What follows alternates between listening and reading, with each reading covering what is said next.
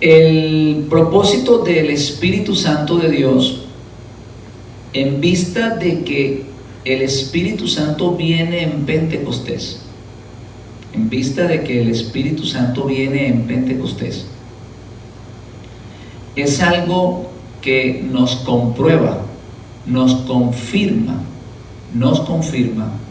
de que el Espíritu Santo de Dios es sencillamente la fuerza de Dios, o el propósito principal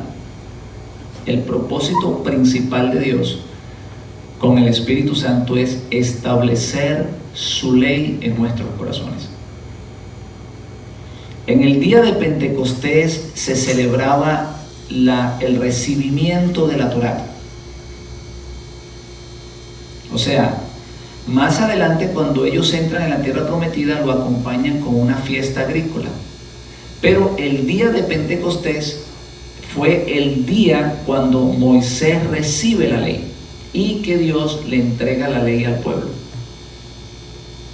Y es de allí donde dice el profeta: he aquí vienen días que haré un nuevo pacto con la casa de Israel, no como el que yo hice allá en el Sinaí, porque ellos no anduvieron en el pacto mío. Esta vez yo escribiré mi ley en sus corazones, haré que anden en ellas. Ya no se apartarán del camino, ya conocerán a Dios. Ya no tendrán que decir dónde está Dios, ya ellos lo conocerán. Entonces, ¿cómo era posible de que ellos pudieran permanecer en ese propósito que Dios tenía? O en esa petición que Dios tenía de que su pueblo se mantuviera en sus mandamientos. Esta vez lo hacía con esa fuerza espiritual que Él soplaría, ya no solamente a los 70 discípulos, sino a todo aquel, ¿verdad?, que oyera su voz, que recibiera el mensaje, y de esa manera el creyente pudiera mantenerse viviendo en obediencia para Dios. Recordemos, hermanos, que todo, absolutamente todo, depende de la obediencia. En el momento que se desobedeció, en ese momento se produjo un cataclismo universal. Dice el Talmud judío que se produjo un problema en la tierra y en el cielo. Fue tan grande el problema que se produjo por la desobediencia del hombre que se descontroló en parte el universo. Por eso es que Pablo más adelante dice que Cristo fue escogido para reunir las cosas que están en la tierra y en el cielo, refiriéndose a que el problema del pecado no solamente produjo un problema en la tierra, sino que a nivel universal se produjo un problema, y que Dios, sabiendo ya de esto, de antemano tenía ese proyecto con el Mesías, para que a través del Mesías Él pudiera unir tanto lo que había sucedido en el cielo como lo que había sucedido en la tierra, reedificar todo lo que un día se dañó. Entonces, la desobediencia, hermanos, de un hombre, trajo la destrucción de todo el universo. Sin embargo, la obediencia de un hombre trajo la reconstrucción de todas las cosas. Por eso, hermano, es que si usted obedece, usted tiene el Espíritu del Mesías. Porque la Biblia, ¿qué dice? Que Él era, ¿qué cosa? Obediente hasta la muerte, y muerte de cruz. Yo a estas alturas, hermanos, con mucho respeto, yo digo que lo que importa, o lo que le da valor a un creyente, no es ni la ropa, no es ni las lenguas que hable, no es lo que trate de hacer por Dios, sino qué tan obediente es. ¿Qué tan obediente es? Para mí, lo que me impresiona de alguien es la obediencia. O sea, no importa que si la falda arrastra por el piso, eso no me importa ya. porque me he dado cuenta que eso no es lo que la Biblia enseña. Que la mujer tiene que vestirse bien, claro que sí. Que la mujer debe vestirse modestamente, sí, ciertamente lo tiene que hacer. Una persona me muestra a mí que es un hijo de Dios.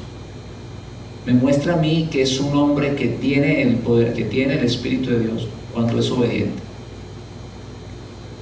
Eso a mí me muestra mucho. Me dice más que si habla en lenguas, que si llora, que si canta, que si... Me muestra más eso, si la persona es obediente. Si la persona viene al servicio, si la persona es obediente inclusive con sus hechos. Por eso Santiago dice, muéstrame tu fe y yo te muestro ¿qué? Mis obras. Porque la fe tiene que ir acompañada de obras. Usted no puede decir que yo tengo fe, pero yo no tengo obras. Yo actúo porque tengo fe. Por eso actúo, por eso obedezco, porque tengo fe. Entonces eso es lo que dice Santiago.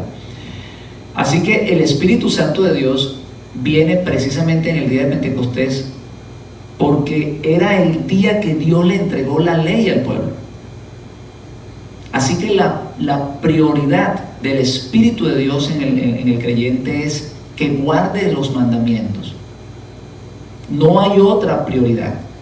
Ahora vamos a hablar de los dones del Espíritu más adelante, pero el Espíritu de Dios viene a alguien para que esa persona logre guardar los mandamientos, para que esa persona pueda obedecer la voz de Dios y mantenerse bajo el pacto de Dios. No en vano dijo el Salomón que el final del discurso era ¿qué? Teme a Dios y ¿qué más? Y guarda sus mandamientos. Ese era el final de la película. O sea, en otras palabras, él lo resumió de esa manera. Teme a Dios y guarda sus mandamientos. Eso lo dijo el hombre más sabio de la tierra. Y el Mesías lo resumió todavía aún más cuando dijo, amarás al Señor tu Dios con todo tu corazón, con toda tu alma, con todas tus fuerzas. Y el que ama a Dios de esa manera, por supuesto que lo obedece. Porque yo creo que no hay nada más que a uno le desagrada que le desobedezcan. Hermano, yo lo digo como padre. Así que el Espíritu Santo precisamente viene para eso, para guardar los mandamientos, para tener la fuerza, el poder de guardar los mandamientos. Cuando leímos en Números capítulo 11, yo no sé si ustedes recuerdan que hablaba de que el pueblo estaba pidiendo por carne. ¿Sí leyeron esa parte? Sí leyeron esa parte. Mire que las cosas en la Biblia no son casualidades. La Biblia dice en el capítulo 11 de Números que el pueblo comenzó a extrañar la carne y comenzaron a quejarse del maná que estaban recibiendo y querían carne. Y parece increíble cuando usted lee ese capítulo 11 que el pueblo está pidiendo carne y Dios le dice, sí, yo les voy a dar carne, pero aparte de eso, prepárame 70 hombres a quien yo voy a llenar con el espíritu que hay en ti para que lleven la carga. Ahora, yo digo, ¿qué relación tiene que el pueblo está pidiendo carne y que Dios le va a mandar carne con en ese preciso momento sellar o bautizar o darle el espíritu de Moisés a los 70 ancianos? Entonces eso me llevó al libro de Romanos, que dice que ninguna condenación, ¿verdad?, hay para los que ¿qué? Para los que andan conforme al Espíritu. O sea, que lo que estaba sucediendo allá en el Número capítulo 11 era que habían personas que estaban ¿qué? Viviendo o deseando vivir conforme a la ¿qué? A la carne. Y en ese momento Dios le envía carne a parte del pueblo y le envía espíritu a otra parte del pueblo, mostrándonos que siempre habrán dos grupos de personas. Y eso también lo aclara Pablo. Porque si vivís conforme a la carne, ¿qué cosa? Moriréis. Mas si vivís conforme al Espíritu, viviréis. O sea, ahí nos damos cuenta de que cómo se relaciona ese pasaje del capítulo 11 de Números. Por eso quiero que cuando tengan tiempo léanlo. El pueblo se está quejando porque tiene hambre. Están cansados del maná. El maná, mis hermanos, representa la palabra de Dios sin levadura. Es más, se dice que el maná tenía todos los alimentos necesarios para que el cuerpo humano viviera perfectamente sin enfermarse. O sea, era alimento celestial. No era lo que nosotros comemos ahora. Y ahora nosotros lo que estamos comiendo es veneno. Literalmente, hermano. A nosotros nos están envenenando. Por eso es que es bueno que comencemos a pensar en sembrar algo, porque todo lo que comemos, hermano, está adulterado. Todo. Hasta el agua que tomamos ya está, en estos días me dicen que está adulterada.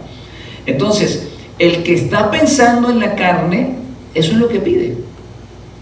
Pero el que le va a dar Dios, el Espíritu de él, ¿es para qué? Para que piense en lo espiritual, para que viva en lo espiritual. Y es precisamente el espiritual el que no tiene condenación. Porque ninguna condenación hay ahora para los que andan conforme al Espíritu. De aquí, hermano, la importancia de ser una persona espiritual. De uno, hermano, buscar el rostro de Dios, de amar las cosas espirituales, de no pensar exclusivamente en las cosas terrenales. Hay personas que no pueden desconectarse del mundo que viven. Están tan aferrados, están tan arraigados, que se les hace difícil conectarse con el Espíritu de Dios. Porque no soportan 2 horas venir al culto. Para ellos eso es algo terrible. No pueden tomarse un tiempo para ayunar. Sus mentes, hermanos, están totalmente concentradas en las cosas naturales, en las cosas, en la vanidad de la vida. Y el problema de esas personas viene precisamente porque no saborean la palabra de Dios. Una vez que la persona comienza a saborear la palabra de Dios, se sienta y empieza a oír la palabra de Dios, cada día le da más ganas de oírla. No nos pasa a nosotros, hermano. Cuando usted oye la palabra de Dios, usted tiene deseo de oírla, pero desconéctese un tiempo. Fíjese que con esto del coronavirus, mucha gente ya no están asistiendo porque se desconectaron y ya no tienen apetito de comer. Parece mentira. Debería ser lo contrario. Yo tengo entendido que cuando usted no desayuna, usted come menos que cuando desayuna. ¿Usted sabía eso? Si usted desayuna bien, el metabolismo se le dispara. Entonces usted va a comer más en el almuerzo y va a comer más en la cena. Sí, señor, pregúntele a los médicos. Porque lo que hace el desayuno es ponerle activo el metabolismo. En cambio, si usted no desayuna, usted comerá menos en el almuerzo y comerá menos en la cena. Entonces, debería de ser lo contrario. Si no desayuno, comería más en el almuerzo. Pero no es así. Cuando uno más come, más el cuerpo le pide comida. Y así mismo sucede con la palabra de Dios. Mientras más vamos al servicio, más queremos ir. Mientras más venimos y estudiamos la palabra, más queremos involucrarnos en la palabra de Dios. Y ahora, más que nunca, teniendo conciencia de que la palabra de Dios, o el maestro que te explica la palabra de Dios, te está engendrando para el mundo que viene, o para el milenio, y la vida eterna. O sea, es el que te engendra para la eternidad. De allí el respeto que hay hacia el raboni, hacia el rabino, porque es el Padre que te engendra para la vida eterna. Bien, hermanos, entonces aclarando esto, ¿verdad? Quiero continuar ya para terminar. En Juan 14:21, Juan 14, 21, el maestro dice: el que tiene mis mandamientos y los guarda, ese es el que me ama, y el que me ama será amado por mi Padre. Yo le amaré y me manifestaré a él. Le dijo Judas, no el Iscariote: Señor, ¿cómo es que te manifestarás a nosotros y no al mundo? Respondió Yeshua y le dijo: el que me ama, mi palabra guardará, mi Padre le amará, y vendremos a él y haremos morada en él. Si se dan cuenta que aún nuestro Santo Maestro conecta que para recibir el Espíritu de Dios, para que Dios haga morada en nosotros, hay que ¿qué cosa? Hay que amar su palabra. Amén. Hay que amar su palabra y guardar, tener el deseo de guardar sus mandamientos. El que no me ama no guarda mis palabras, y las palabras que habéis oído no son mías, sino ¿de quién? De mi Padre, que me envió. Os he dicho estas cosas estando con vosotros, mas el Consolador, el Espíritu Santo, a quien el Padre enviará en mi nombre. Ahí caemos en lo mismo. Tomará de él, ¿verdad? Por eso viene en el nombre de Jesús. Toma de lo que Jesús tenía, o de lo mismo que había en Cristo, y es ahora puesto en los discípulos para que entonces pudieran entender que el Mesías estaba conectado con el Padre, y de esa manera también nos conectamos en el Espíritu con el Mesías. Y eso es lo que dice Pablo, ¿verdad? Que hay que permanecer unidos en el Espíritu, teniendo conciencia de que hay un solo Dios, que es el Padre, y un Señor, que es Jesucristo. Juan 15, 26 dice: el Espíritu que procede del Padre. Veamos cómo dice: pero cuando venga el Consolador, a quien yo enviaré del Padre, el Espíritu de verdad, el cual procede del Padre, él dará testimonio acerca de mí. Fíjense que nosotros en la iglesia que estábamos, ¿cómo decíamos que el Espíritu lo daba quién? Cristo. Pero aquí dice que el Espíritu proviene ¿de dónde? Del Padre. Miren las clases de confusiones que teníamos por no estudiar. Mis hermanos, por eso es que tenemos que ir a los 5 libros de la Torá. Allá vemos que el espíritu que había en Moisés era puesto sobre los 70 sabios para llevar la carga. Esto se repite exactamente acá. El espíritu que Dios un día colocó en el Mesías, ¿se acuerda que empezamos la enseñanza diciendo: el Espíritu de Jehová está sobre mí? Porque me ha ungido Jehová. O sea, Dios le ha dado una unción espiritual, un poder espiritual para cumplir una misión. Y eso que Dios le dio al Mesías, por eso es que decir que el ungido es quien unge, ese es un error tremendo. Por eso es que decir que Jesús es el Padre, hermano, eso es una doctrina que no tiene fundamento bíblico. Porque es imposible que el que unge sea el que está siendo ungido. Eso no tiene sentido común. Eso no hay que ir a la universidad de escatología para entender eso. Eso hay que saber solamente castellano y literatura. No puede ser lo mismo el que está recibiendo la unción que el que la está dando. Eso no tiene sentido. Así que el Espíritu que procede del Padre, ¿verdad? Él dará testimonio acerca de mí.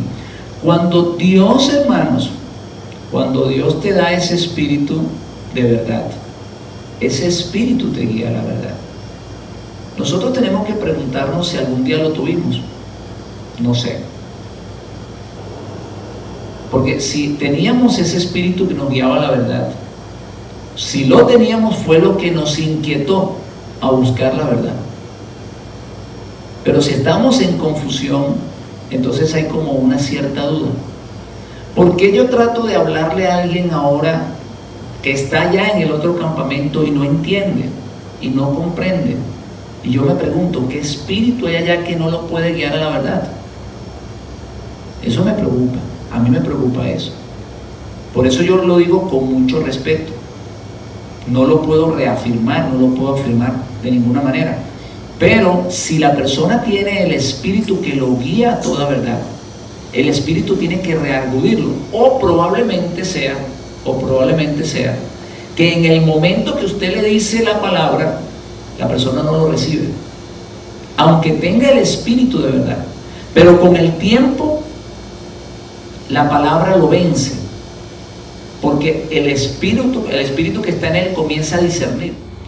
Miren, mis hermanos, alguien dijo estas palabras: el peor enemigo del creyente es el orgullo espiritual. Es el orgullo espiritual.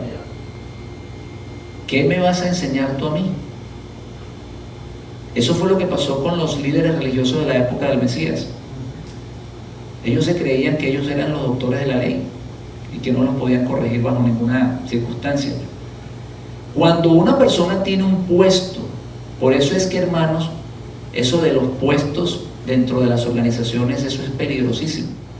Porque cuando la persona ya no es pastor, sino que es supervisor, ya es como una persona que es muy difícil que tú le vayas a enseñar algo. Y si es ya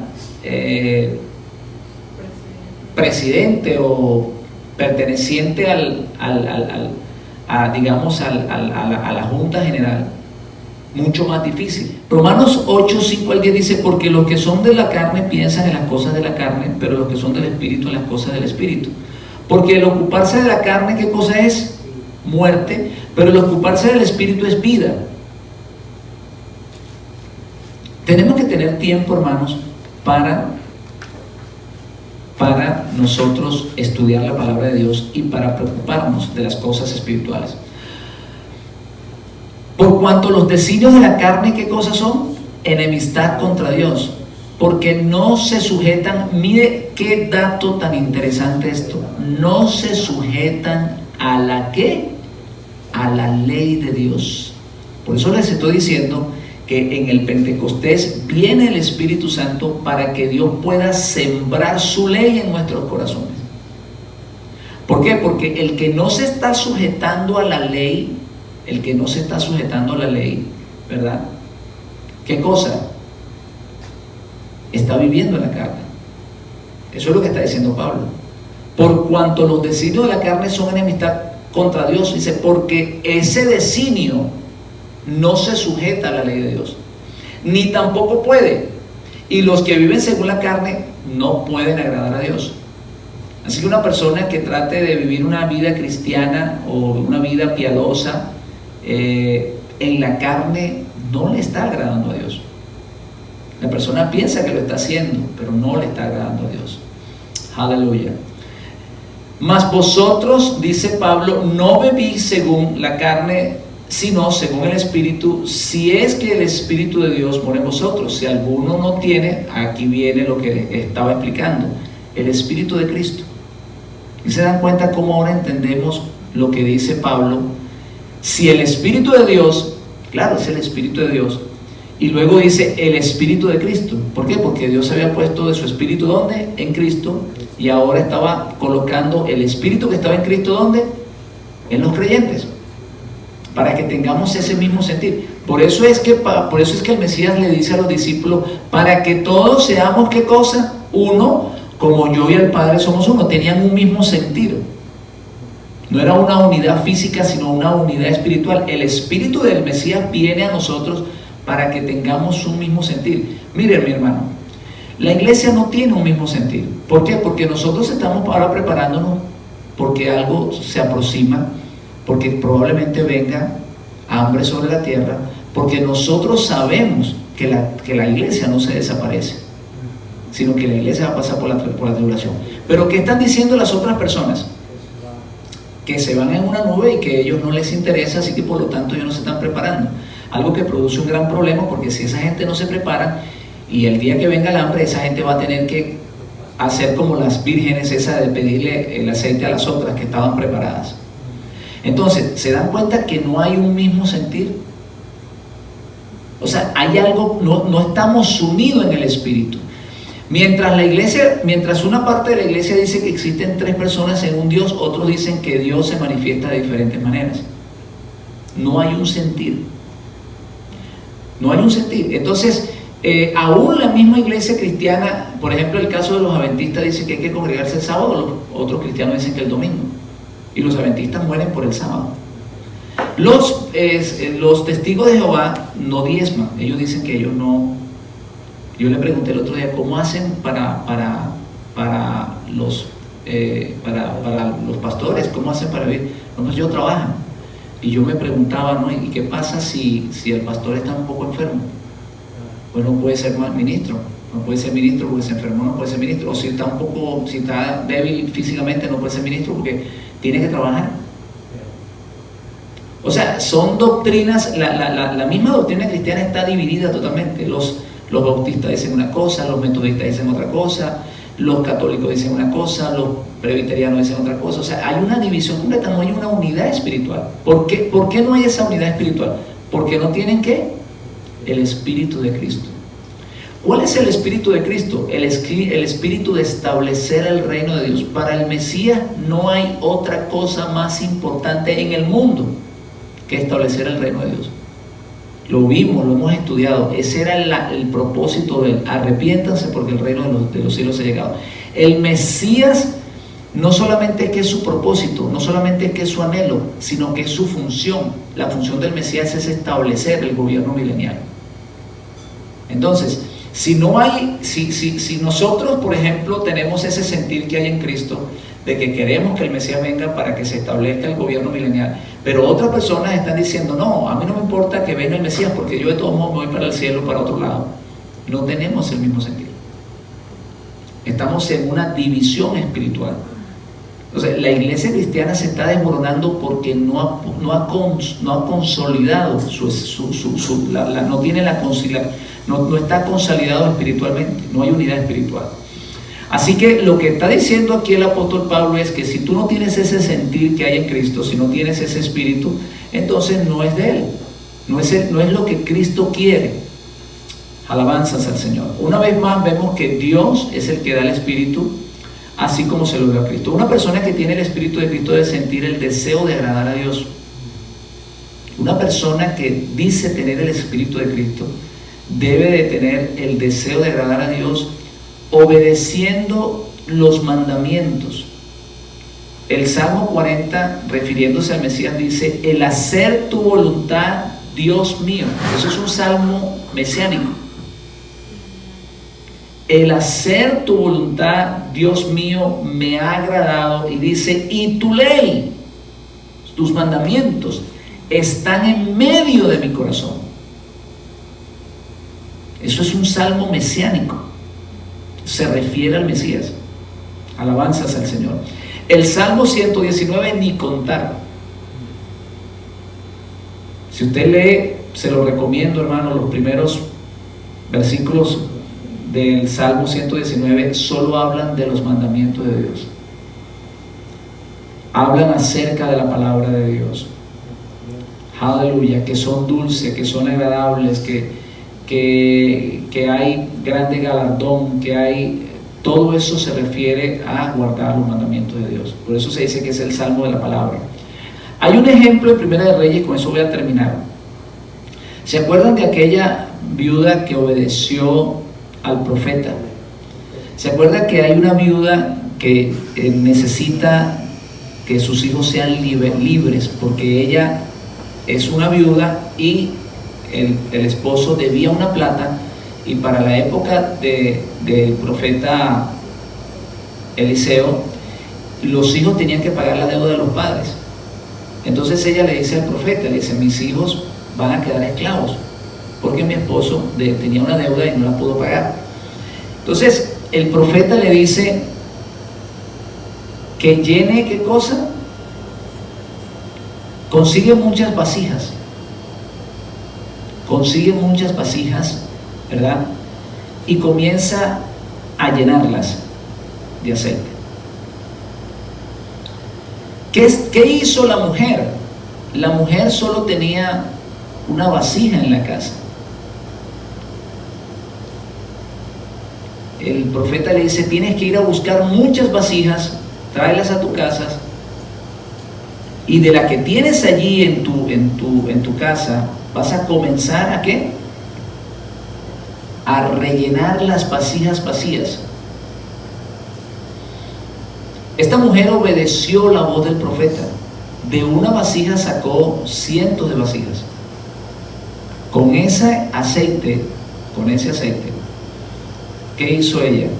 Pagó la deuda y quedó libre. O sus hijos quedaron libres de ser esclavos.